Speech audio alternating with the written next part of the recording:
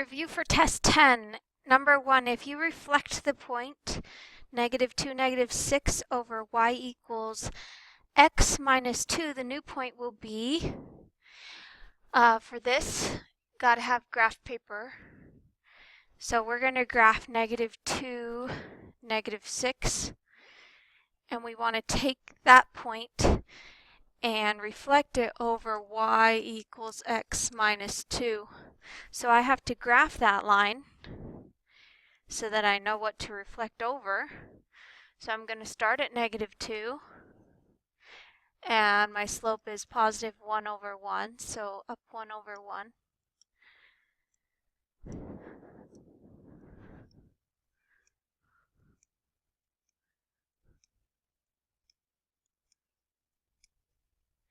And I'm going to draw the line in to show where I'm reflecting over. And remember, if you want to reflect a point, it's going to reflect perpendicular. So if this is 1 over 1 for your slope, perpendicular, you have to change sign and flip. Well, that's still negative. That's still going to be 1 over 1, but it's going to be negative. So if I were to go down 1 over 1, that puts me here. So if I go up 1 over 1 to get to the line, so we want to get to the line and check how many times do we have to use the slope to get to the line, and it looks like when I go this way, it's just one time, so I'm going to go once more here.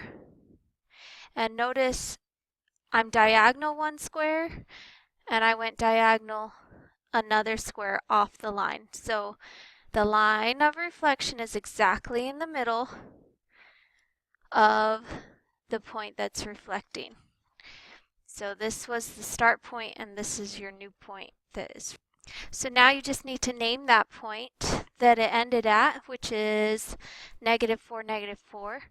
So on our paper, we're going to put -4, -4. Number 2, if we reflect the point -3.5, 4 over x equals -2, we need that new point. So I'm going to get a new graph. We're going to take -3.5, which would be in between 3 and 4, and I'm going to go up to 4. 1, 2, 3, 4. Okay, so I'm going to take that point and reflect over x equals -2.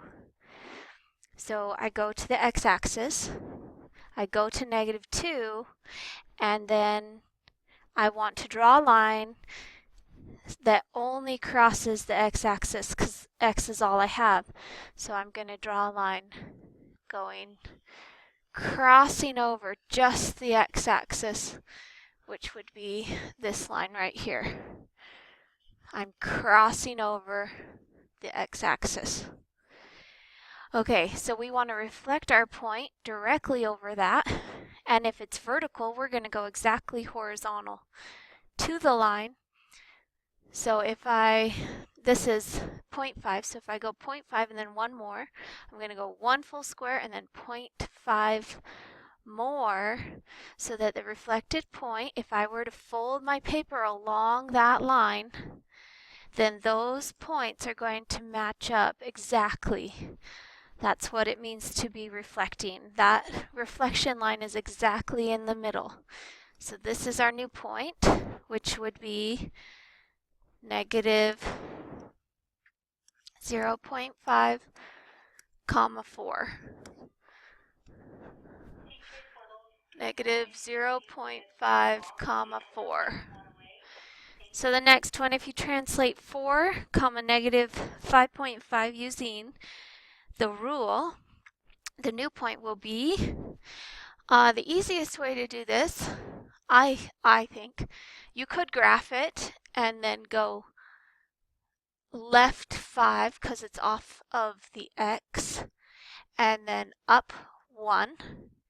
I think it's a little bit easier to just take these x and y's If x is 4, then I have 4 take away 5.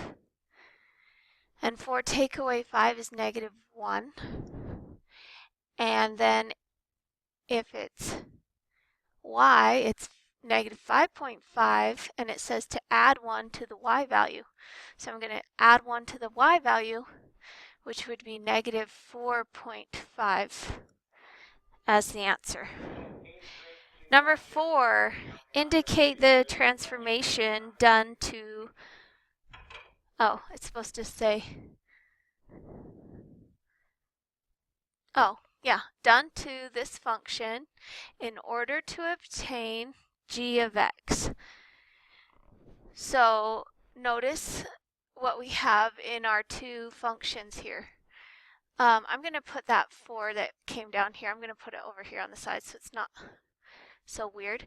And if we're comparing these, notice the slopes are exactly the same. That means these two lines are going to be parallel. If I draw a rough sketch of this, I would start at negative 11 and go down 3 over 5. If I were to graph the other one, I would start at negative 4 and go down 3 over 5. And these lines are parallel. Remember, same exact slope means parallel lines. So these lines are parallel. So again, it says indicate the transformation done.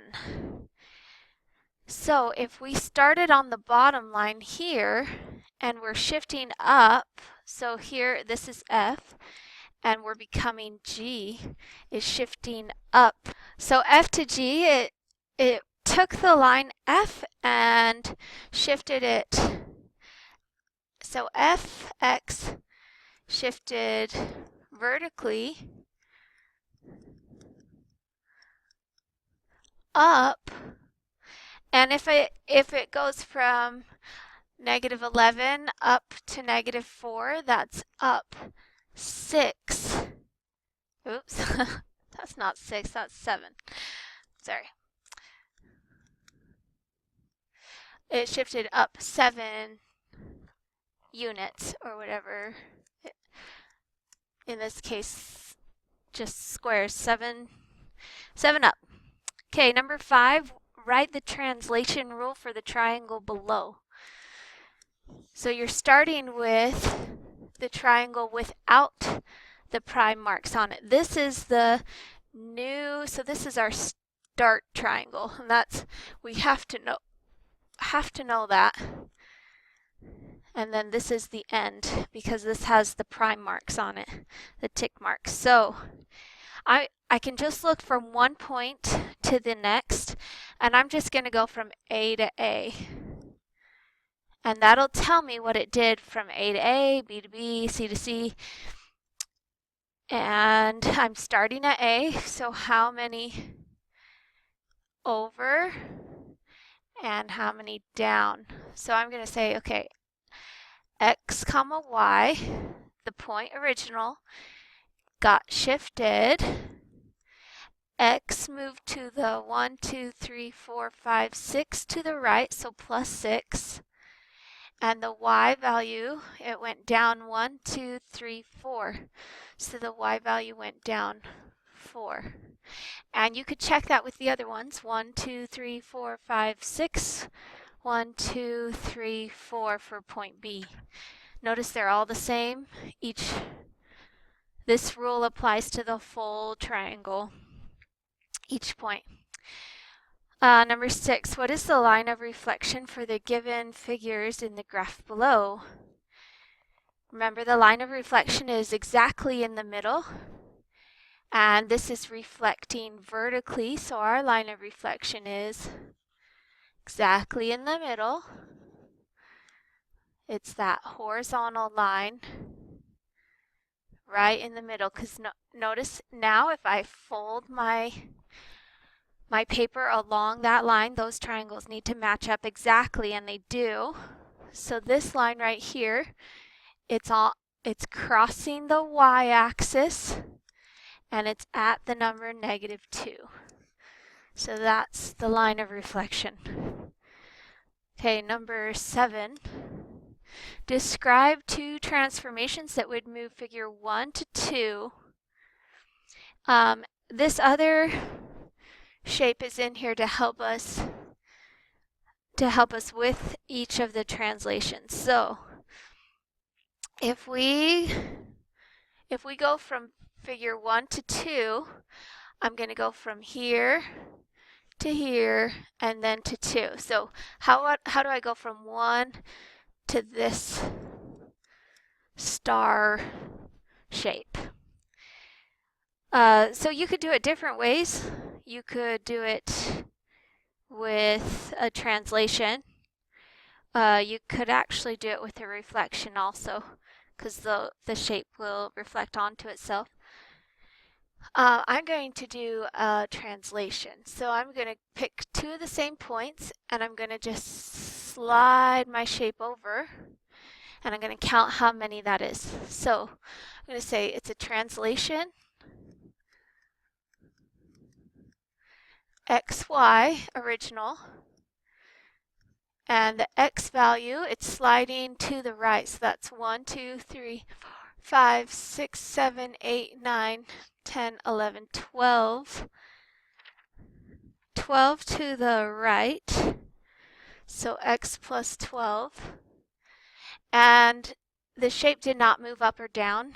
It just moved to the right. So the Y value would just stay the Y value. Okay, so that's how I go from 1 to the star, and now I need to take the star and go to shape 2. The easiest way to do that would probably be a flip, which is a reflection. So I'm going to say it's a reflection.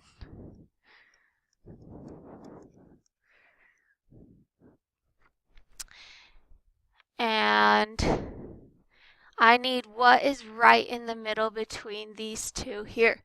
So I'm going to count it out in between these two shapes from the matching points, and I need right in the middle. So this is 1, 2, 3, 4, 5.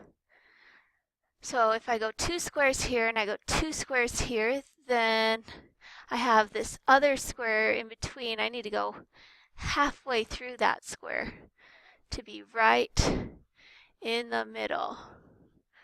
So here's my line of reflection. So notice again, that's exactly halfway in between the two shapes, and it's crossing the y-axis, so it's y equals, and this is -1, and this is -2. So in between -1 and -2 is -1.5, and that's the line of reflection. Those two transformations don't have to be exactly those two. Again, for the first one, you could have done a reflection, found the line in the middle, and then reflected it again. It could have been 2 reflections, but that's what I chose to do. So, number 8, describe 2 transformations for the image of A below. So we're going to start here, right? We're going to start on A, and we're going to go to A prime. So we want to move A to A prime. So we could do this a couple different ways. I'm going to do it the way that makes sense to me. So here I'm going to first flip it so that the shapes match up. So I'm going to flip it over the y-axis right here. So I'm going to say reflection over y-axis. And that's going to put my shape. I'm going to draw that out, what that shape would be. So I'm flipping this over, and then these points, I go 1, 2, 3, 4. So 1, 2, 3, 4 puts that point there, and then 4 again puts that point there. So Here's my new trapezoid.